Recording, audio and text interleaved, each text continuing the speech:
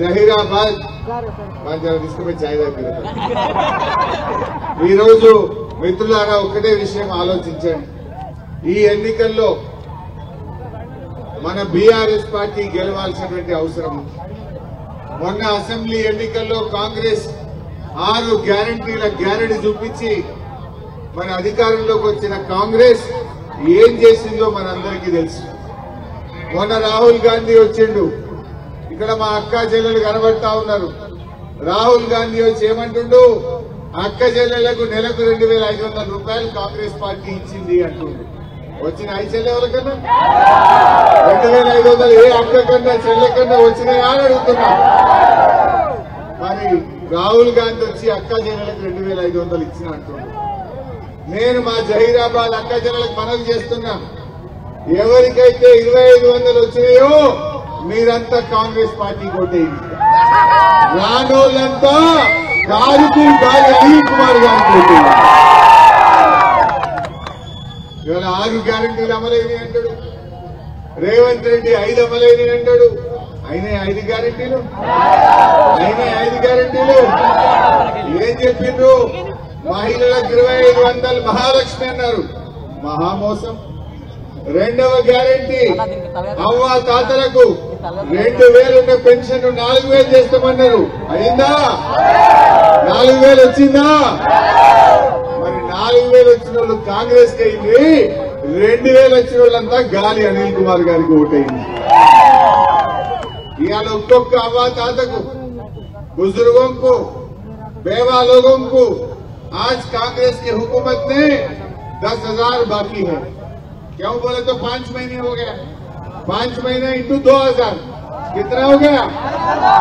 ఎవడన్నా కాంగ్రెస్ వచ్చి అవ్వ తాత ఓటు అడిగితే బిడ్డ 10,000 బాకీ పడ్డవాడు వ్యక్తి ఇంకా ఓటు అడగమని చెప్పాలి కాంగ్రెస్.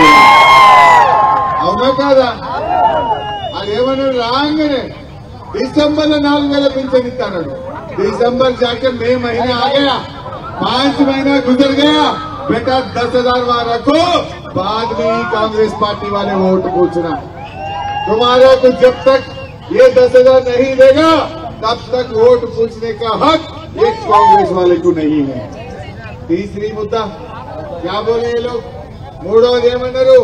రైతులకు 15,000 రైతు బంధు, వడ్లకు మక్కలకు బోనస్, కౌలు రైతులకు 15,000 వచ్చినాదే ఎవరికన్నా? कोई आदमी को, किसी आदमी को खेती के 1 एकड़ को 15,000 मिला क्या? नहीं मिला. जो लोग 15,000 मिले वो लोग कांग्रेस को वोट डाल सकते हैं. जिनको 15,000 नहीं मिला वो लोग कार के निशान पे वोट देना बोल के मैं पूछना चाहता.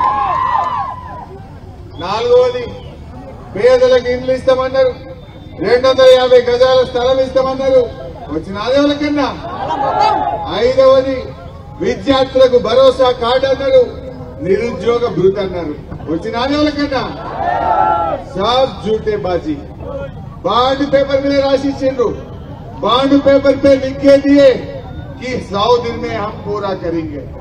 100 दिन गुजर गया, 150 दिन भी गुजर गया, लेकिन गारंटी अमल नहीं हुआ. ఒకటే ఆలోచించండి, ఈ కాంగ్రెస్ పార్టీ ఏమిచ్చిందో 6 గ్యారంటీలు ఒక్కటి కూడా అమలు కాదు. ఇప్పుడు దేవుని మీద ఒట్టు పెడుతున్నారు. టీవీ పెడితే ఏం కనబడుతుంది? అయితే తిట్టు, లేకపోతే దేవుని మీద ఓట్లు. అంతకు మించి ఏమన్నా ఉన్నదా? ఒక్కటన్నా అమలైందా? ఇవాళ ఒక్క పని కూడా చేయలేదు. కళ్యాణ లక్ష్మి వచ్చిన ఆదేవాళ్ళకన్నా? కాంగ్రెస్ వచ్చింది, కళ్యాణ లక్ష్మి పోయింది. కళ్యాణ లక్ష్మి బౌన్స్ అయిపోయింది. కళ్యాణ లక్ష్మి చెక్కులన్నీ బౌన్స్ అయినాయి, తులం బంగారం తుస్సుమన్నది. क्या बोले बहन? कांग्रेस हुकूमत आए तो केसीआर साहब शादी मुबारक में 1 लाख दे रहे, हम आने के बाद साथ में 1 किलो सोना भी देते बोला. लेकिन बेटा सोना नहीं आया, साथ में शादी मुबारक का चेक भी नहीं आ रहा आजकल.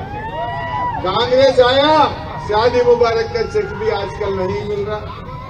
దావకాల పోయి చూడండి చెల్లెలు, కేసీఆర్ ఉండగా మీ అందరికీ ఎవరైనా బిడ్డ కాన్పుకు పోతే మీ అందరికీ కేసీఆర్ కిట్ ఇచ్చి కాన్పు చేసి ఆటో కిరాయి లేకుండా తల్లిని పిల్లలు దించొచ్చింది. ఇవాళ కాంగ్రెస్ వచ్చింది, కేసీఆర్ కిట్లు బంద్ అయిపోయింది. కాంగ్రెస్ వచ్చింది, దవాఖానలో కేసీఆర్ కిట్లు బంద్ అయిపోయింది. కాంగ్రెస్ అన్ని అబద్దాల గ్యారెంటీతో ఇవాళ ముందుకు వచ్చింది. ఆలోచించండి, कांग्रेस వచ్చినాక गाड़ी रिवर्स में चल रहा भाई, आगे नहीं जा रहा, रिवर्स गियर में चल रहा.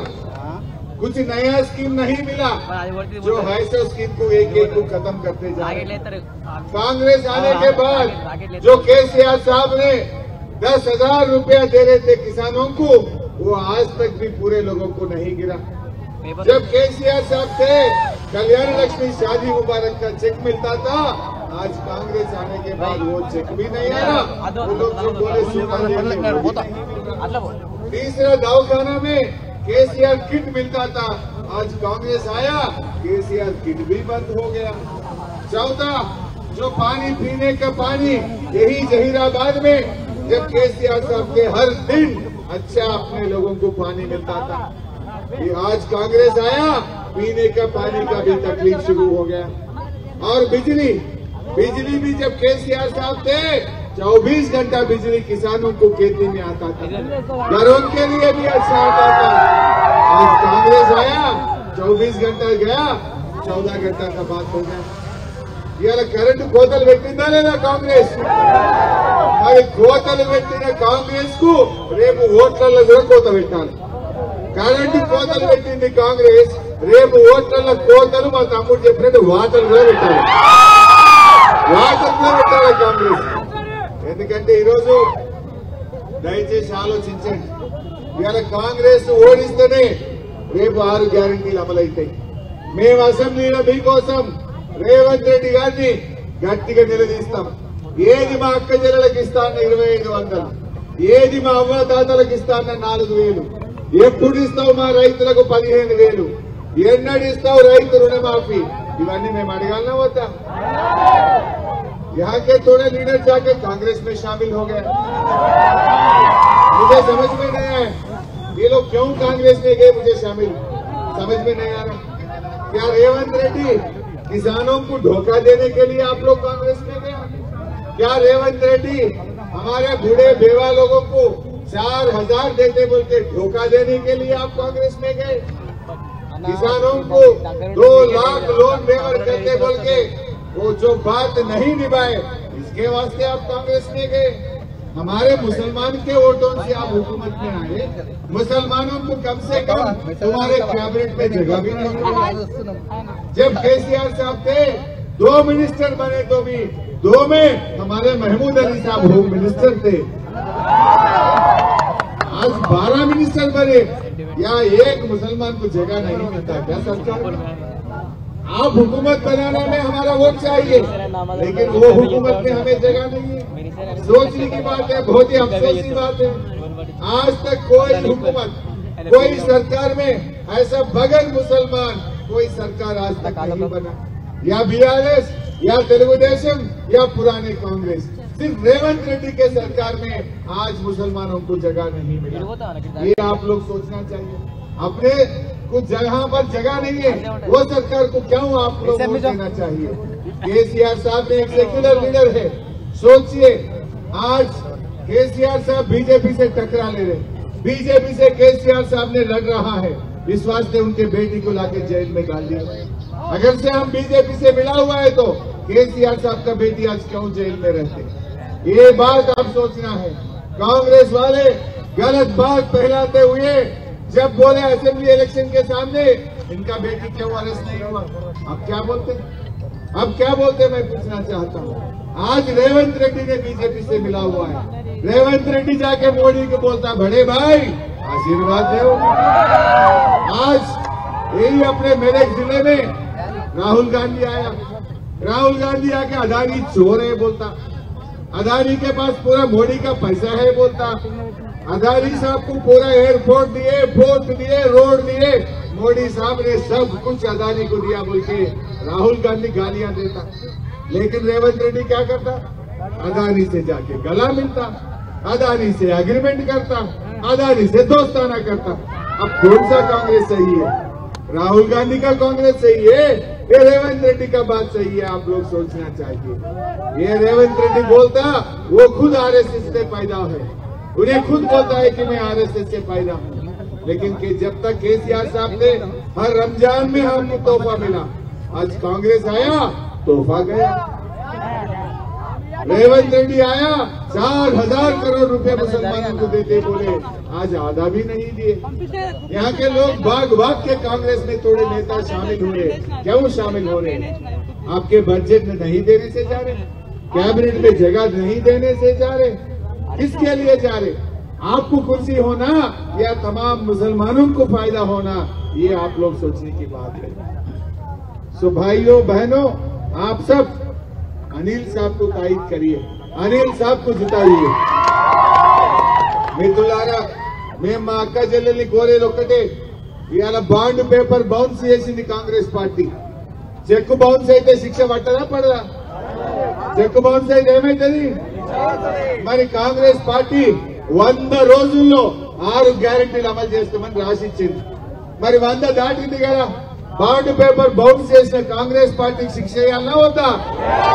ఆ శిక్షనే మీరందరూ కూడా మీ ఓటుతోనే కాంగ్రెస్ పార్టీకి శిక్ష వేయాలని కోరుతా ఉన్నారు.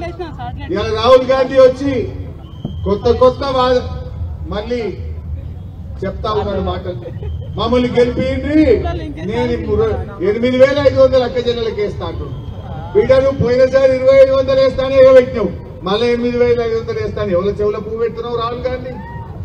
రాహుల్ గాంధీ నేను ఒకటే కోరుతున్నా, ముందు తెలంగాణ ప్రజలకు గ్యారంటీలు అమలు కానందుకు నువ్వు బేషరతుగా క్షమాపణ చెప్పాలని నేను రాహుల్ గాంధీని డిమాండ్ చేస్తాను.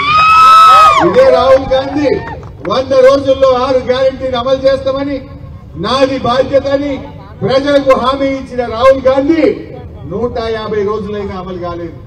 ఇచ్చిన హామీలు అమలు కాలేదు కానీ కొత్త హామీలు ఇస్తున్నాడు. మళ్ళా కాంగ్రెస్ కోటేయమంటున్నాడు. రాహుల్ గాంధీ గారు 6 గ్యారంటీల మీద సమాధానం చెప్పాలి. 6లో 5 గ్యారంటీలు అమలు కాలే, ఒక్కటే పాక్షికంగా అయింది, అది బస్సు. ఇంకేమి కాలే. మా ఆటో డ్రైవర్లంతా రోడ్డు మీద పడ్డారు. మా ఆటో డ్రైవర్లు ఆత్మహత్య చేసుకుంటున్నారు.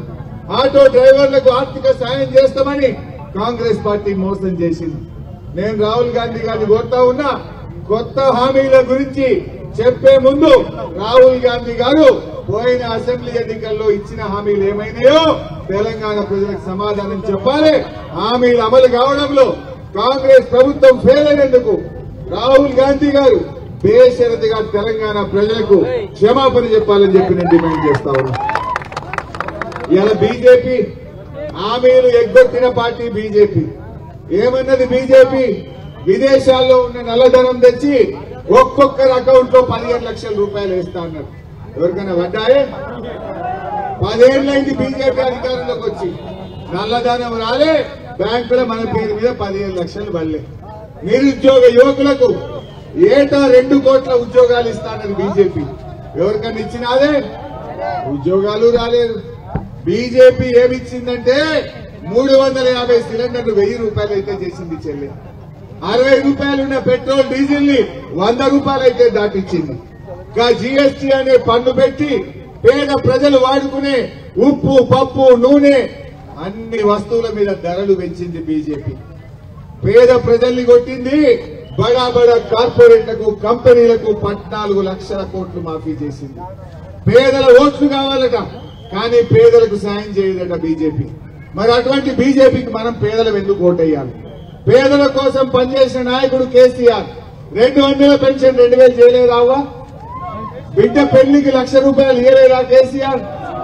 జహీరాబాద్ లో ఇంటింటికి నల్లా పెట్టి మంచినీళ్ళు ఇచ్చిందా లేదా కేసీఆర్? జహీరాబాద్ రెవెన్యూ డివిజన్ చేసిందా లేదా? రైతు బంధు వచ్చిందా లేదా? రైతు బీమా వచ్చిందా లేదా? దవాఖాన పోతే కేసీఆర్ కిట్ వచ్చిందా లేదా? ఈ జహీరాబాద్ లో బ్రహ్మాండమైన 4 లైన్ రోడ్ వేసిందా లేదా? ఈ బటర్ఫ్లై లైట్ వేసింది ఎవరు?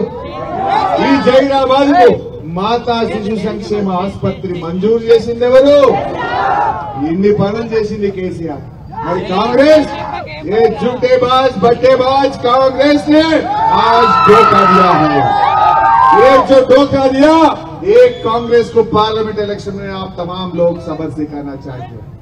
దయచేసి ఆలోచించండి, ప్రశ్నించే గొంతును గెలిపియండి. మాణిక్రావు అన్నకు తోడుగా మీరు మా గాలి అనిల్ కుమార్ గారిని గెలిపించండి, మీకు సేవ చేస్తాం. అనిల్ ఉద్యమకారుడు, పేదల పక్షపాతి అనిల్ గారిని గెలిపించండి. बीबी पाटिल गारू शादी का ना मैं 1 करोड़ दिया जी जी। मैं एक ही बात बोल के मैं बंद खत्म करता हूं. దయచేసి హిందువులు ముస్లింలు జహీరాబాద్ లో అన్ని కార్యక్రమాలు కూడా దాదాపు ఈ పట్టణంలో 150 కోట్ల రూపాయలు నేను శాంక్షన్ చేయించాను. కబ్రస్థాన్ కే లియే, శ్మశాన వాటికకు అన్నిటికీ మనం జాగిచ్చాం. క్రైస్తవులకు ఇచ్చాం.